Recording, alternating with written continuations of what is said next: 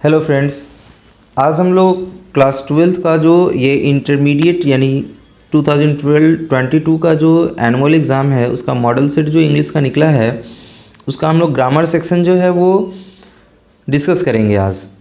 चलिए स्टार्ट करते हैं। कहता है first question, he was pleased with the news, यानी इसको एक्टिव में चेंज करना है। तो देखते हैं क्या कि अगर सेंटेंस यानी पैसिव वॉज प्लस V3 हो, यानी वॉज वेयर या V3 होता है, तो हम लोग देखते हैं ये सिंपल पास्ट का पैसिव होता है। तो सिंपल पास्ट का एक्टिव जो होता है वो वर्ब हमारा सेकेंड फॉर्म यानी वर्ब टू लेता है। तो ऑप्शन को अगर हम देखें तो यहाँ दो ऑप्शन वर्ब टू है, एक यहाँ आपका ए है और एक आपका डी है। तो डी में हम देखते हैं सब्जेक्ट हिम ही है, और हम जानते हैं जैसा कि एक्टिव में एक्टिव से पैसिव या पैसिव से एक्टिव जब बनाते हैं तो ऑब्जेक्ट सब्जेक्ट अपना पोजीशन चेंज करता है। तो यहाँ द न्यूज़ ऑब्जेक्ट है, सब्जेक्ट बना आपका, यानी आंसर जो है वो ए है। 2 नंबर का देखते हैं, you dash drive fast there is speed limit. देखिएगा ये बोलते हैं रिटेन ऑर्डर होता है, ये रिटेन ऑर्डर है, और रिटेन ऑर्डर को हम लोग ना मस्ट में रखते हैं, यानी यहाँ मस्ट नॉट निश्चित रूप से नहीं चलाना चाहिए, यानी मस्ट नॉट आंसर होगा इसका। 3rd नंबर कहता है कि I dash all day but I haven't finished my task yet, यानी ये प्रेजेंट टाइम में दिया हैवेंट फिनिश्ड, और ये जब बात बोला जा रहा है यानी उस समय वो एक्शन चल रहा था दिन भर, यानी जब भी प्रेजेंट टाइम में एक्शन चल रहा होता है तो उसको हम लोग प्रेजेंट कॉन्टिन्यूअस में डालते हैं, यानी ये आंसर आपका ए होगा। फिर 4th नंबर कहता है she said that she had lost her की। अब यहाँ देख रहे हैं इनडायरेक्ट में दिया है, डायरेक्ट में चेंज करना है, यानी हम सी सेड को सेड में ही रहने देंगे, कॉमा इन्वर्टेड कॉमा, और ये देखिएगा हैड प्लस V3 यानी पास्ट परफेक्ट में है, यानी हम इसको प्रेजेंट परफेक्ट में बनाते हैं। तो प्रेजेंट परफेक्ट में क्या आ जाएगा, सी की यानी आई, सी थर्ड पर्सन है यानी यहाँ आई होना चाहिए, यानी आई के साथ हैव आएगा। आई हैव लॉस्ट माई की, लॉस्ट माई की आंसर बनेगा, यानी देखते हैं ऑप्शन कौन सा है। सी सेड आई हैव यानी फर्स्ट आंसर हम देखें 4 का, तो ये फर्स्ट आंसर निकल के आ रहा है। 5th नंबर में देखते हैं see dash a beautiful dress. अब ज़रा सा देखिएगा इसमें जो टेंस डालना है, माइट के साथ V3 कभी नहीं आता है, विल के साथ V3 कभी नहीं आता है। अब बचा एक हैव और एक हैज़, यानी ये 2 ऑप्शन आपका पहले ही गलत हो गया। सी के साथ ऑलवेज हैज़ लगता है, यानी हैज़ बॉट आंसर होगा, यानी सी आंसर सही होगा। फिर यहाँ कह रहा है the culprit was 6 number question, the culprit was sentenced to 5 years in prison. यहाँ कह रहा है क्या कि चूज़ द करेक्ट मीनिंग, यानी सेंटेंस्ड का करेक्ट मीनिंग क्या होता है। तो सेंटेंस्ड का जो करेक्ट मीनिंग है वो डिसअपॉइंटेड होता है, यानी आंसर आपका 6 का ए होगा। 7 नंबर कहता है चूज़ द करेक्ट सेंटेंस। अब करेक्ट सेंटेंस यानी ये 4 सेंटेंस दिया हुआ है, इसमें से कोई एक ही सही होगा, यानी अब देखते हैं यहाँ कह रहा है the air in this classroom smells fresh. अब समझिएगा ये पास्ट टाइम का जिक्र हो रहा है, यानी प्रेजेंट टाइम में नहीं होगा, यानी पास्ट टाइम की अगर हम बात देखें तो पास्ट टाइम में आंसर आपका यहाँ डी जा रहा है। 8 नंबर कर रहा है tell the truth be silent. अब कह रहा है choose the correct combination, sentence को कंबाइन जोड़ना होता है, यानी 8 का आंसर हम देखें तो यहाँ कह रहा है टेल ट्रूथ टेल,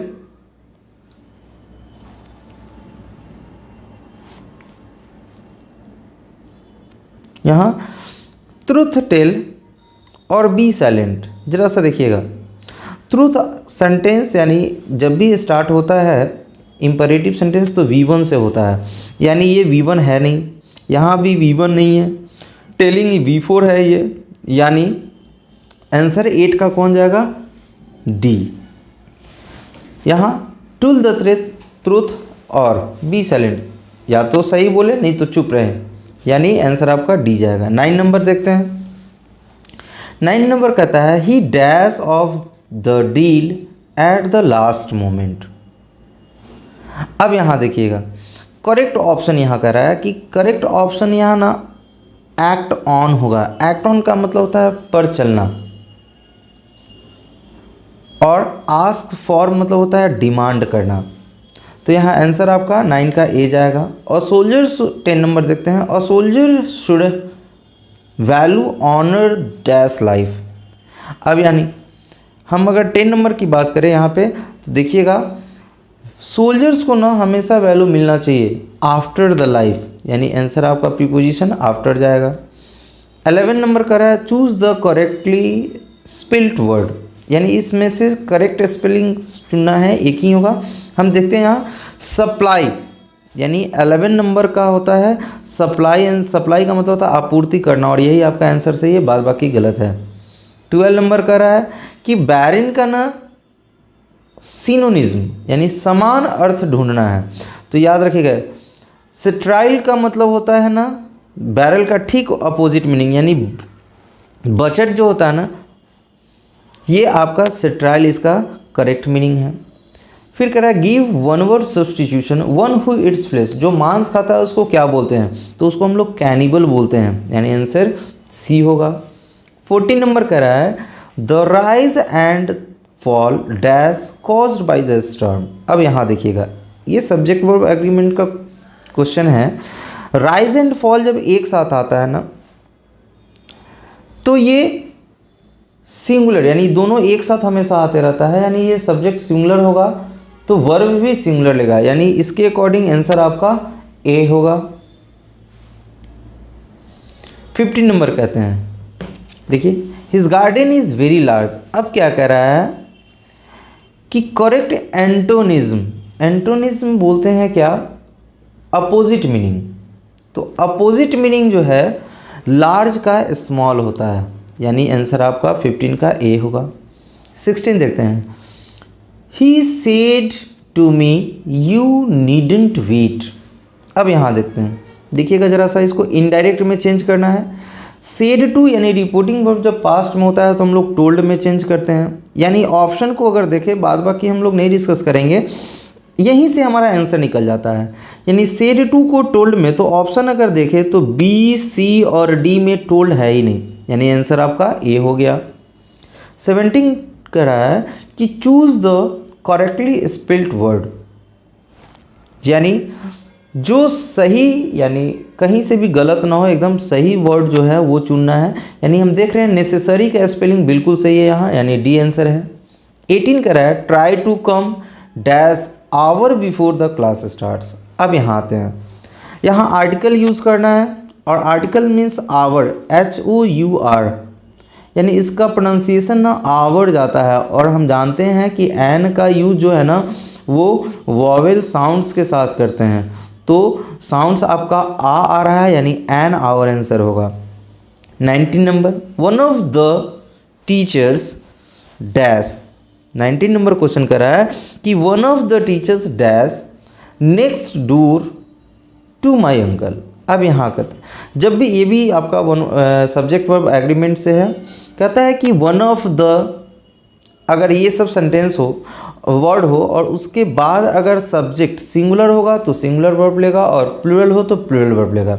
इसमें हम लोग ऑप्शन में देखें तो हमको पता है क्या सर कि V1 जो होता है ये प्लूरल वर्ब होता है, प्लूरल वर्ब होता है, और V5 जो होता है वो सिंगुलर वर्ब होता है। और हम यहाँ देखें टीचर्स आपका प्लूरल सब्जेक्ट है, तो plural subject always plural verb लेता है, यानी V1 लेगा। V1 यहाँ लाइव आंसर होगा। फिर 20 नंबर को होता है क्वेश्चन कहता है कि चूज़ द करेक्ट सेंटेंसेस, यानी 4 सेंटेंस दिया हुआ है 20 नंबर क्वेश्चन में, इसमें से एक सही चुनना है। यहाँ देखिएगा एक आपका इसमें यही आंसर सी होगा कि दे डोंट लाइक हिम, क्योंकि दे के साथ डोंट भी लगा, लाइक भी लगा। याद रखिएगा लाइक के बाद टू नहीं लगता है यहाँ जब ऑब्जेक्ट कोई प्रोनाउन हो, यानी आंसर आपका सी होगा। 21 में कहता है कि I want to dash in America. अब यहाँ ऑप्शन दिया है सेटल डाउन, फ्रेजल है, ये फ्रेजेस है, सेट अपार्ट, सेट फोर्थ और सेट अबाउट, सी अबाउट। अब हम देखते हैं क्या कि 21 का ए जो है सेटल डाउन का मतलब होता है बसना, यानी मैं अमेरिका में बसना चाहता हूँ, ए आंसर जाएगा settle down. Spread 22 number question कहता है स्प्रेड अ क्लोथ। अब यहाँ देखिएगा जब स्प्रेड का केस आता है ना तो स्प्रेड फैलाने के लिए प्रीपोजिशन हम लोग ओवर का यूज़ करते हैं, तो यहाँ आंसर डी होना चाहिए। 23 में देखते हैं dash I use your phone.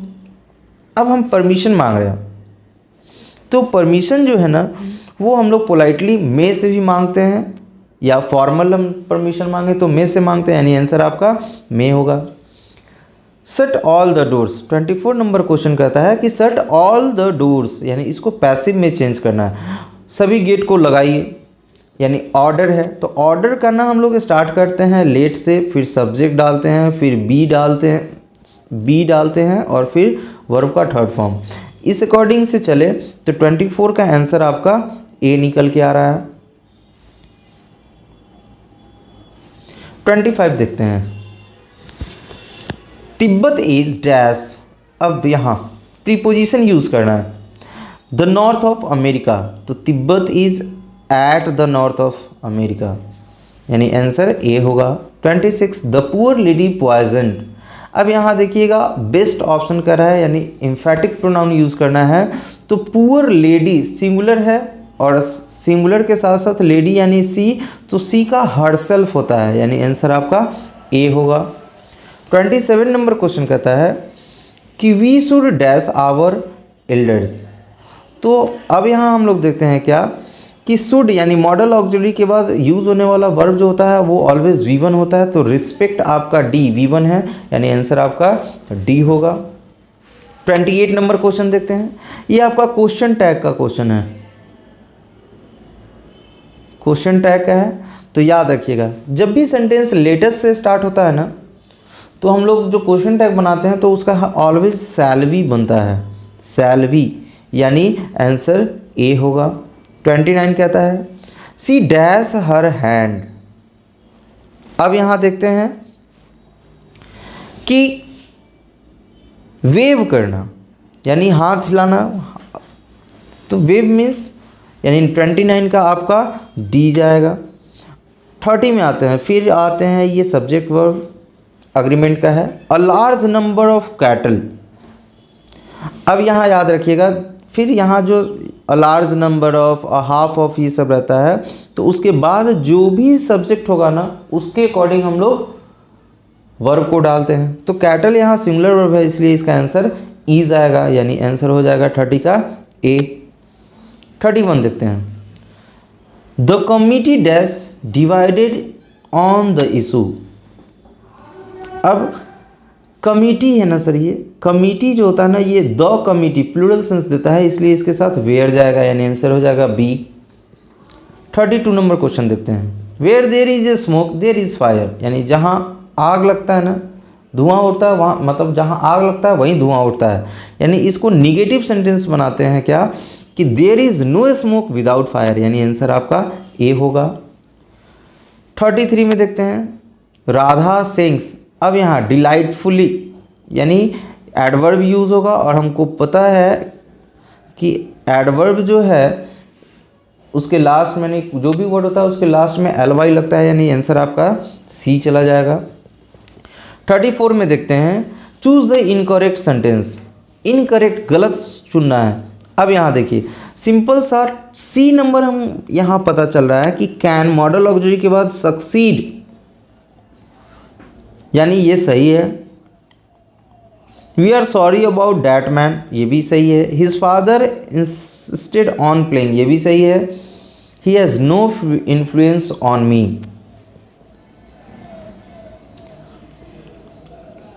अब यहाँ देखते हैं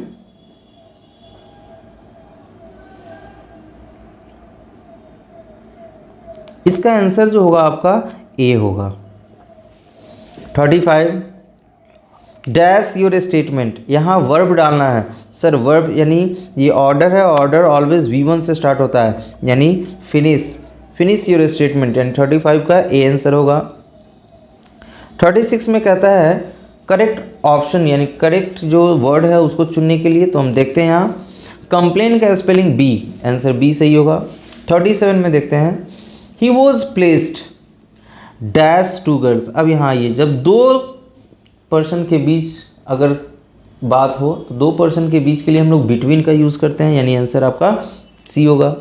38 देखते हैं he is slow he is sure, यानी 38 में कह रहा है कि कंबाइन करना है, तो 38 में हम लोग कंबाइन करते हैं तो देखते हैं he is slow and he is sure, नहीं गलत है ये, he is slow but he is sure, यानी आंसर आपका बी सही है। 39 I say to the boys you should do your duty. अब यहाँ इनडायरेक्ट स्पीच में करना है।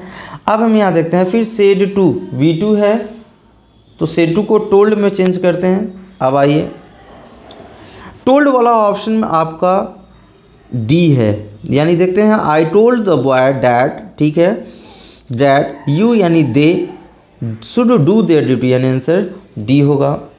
40 में देखते हैं डैश दे हेल्प्स। अब यहाँ करेंगे क्या, तो फ्यूचर टाइम के लिए हम लोग दे के साथ विल का यूज़ करते हैं, विल दे हेल्प अस।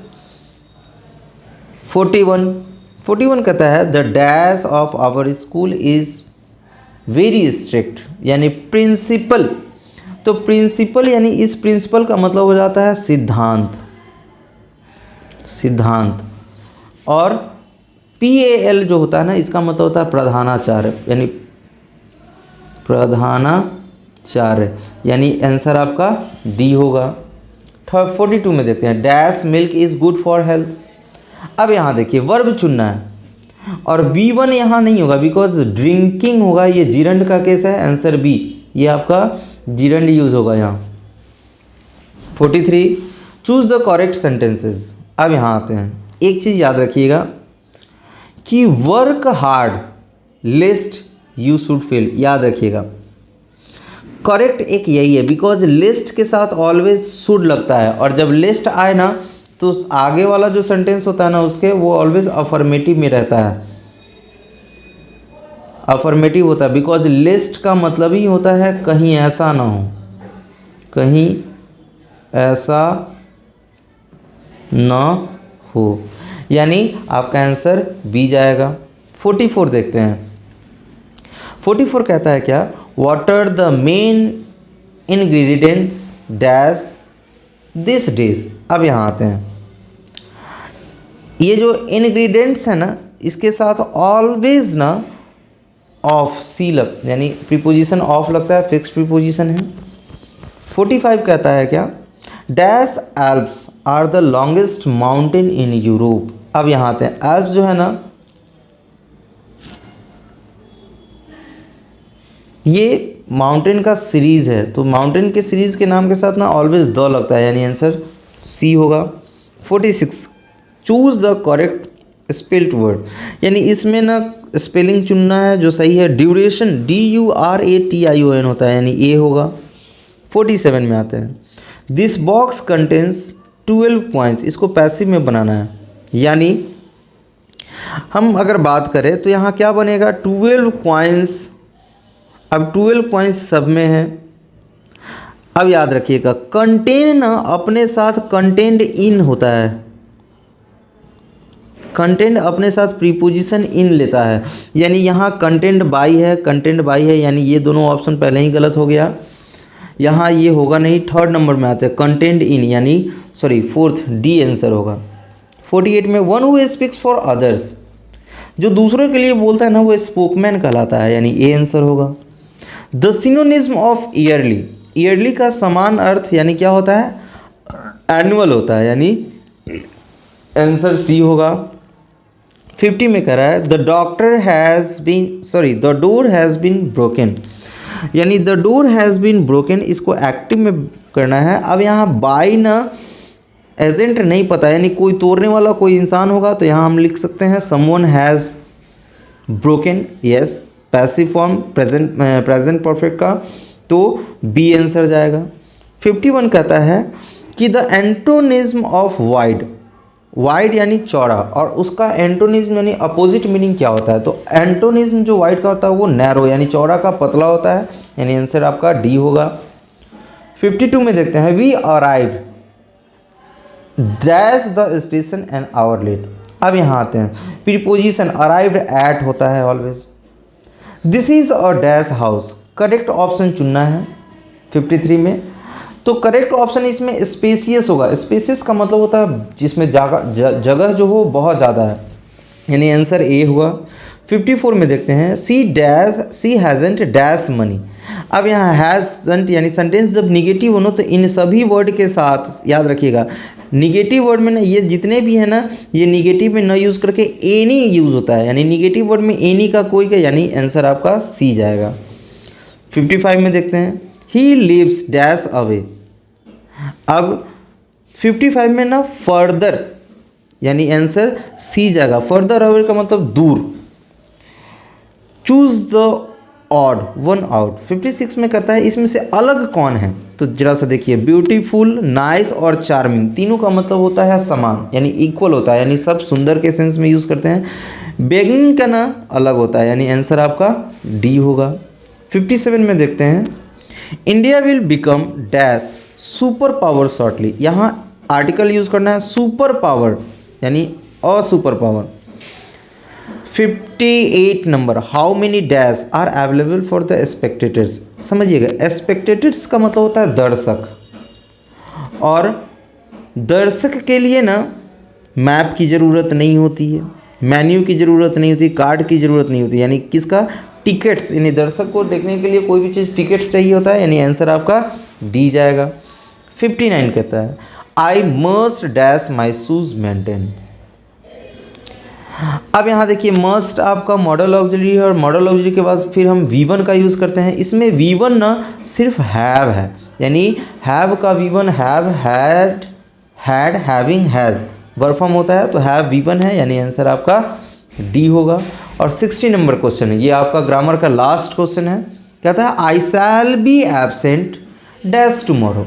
अब यहाँ प्रीपोजिशन यूज़ करना है, और फ्रॉम मतलब होता है से, टाइम के लिए यूज़ करते हैं, यानी D B number answer from आपका होगा।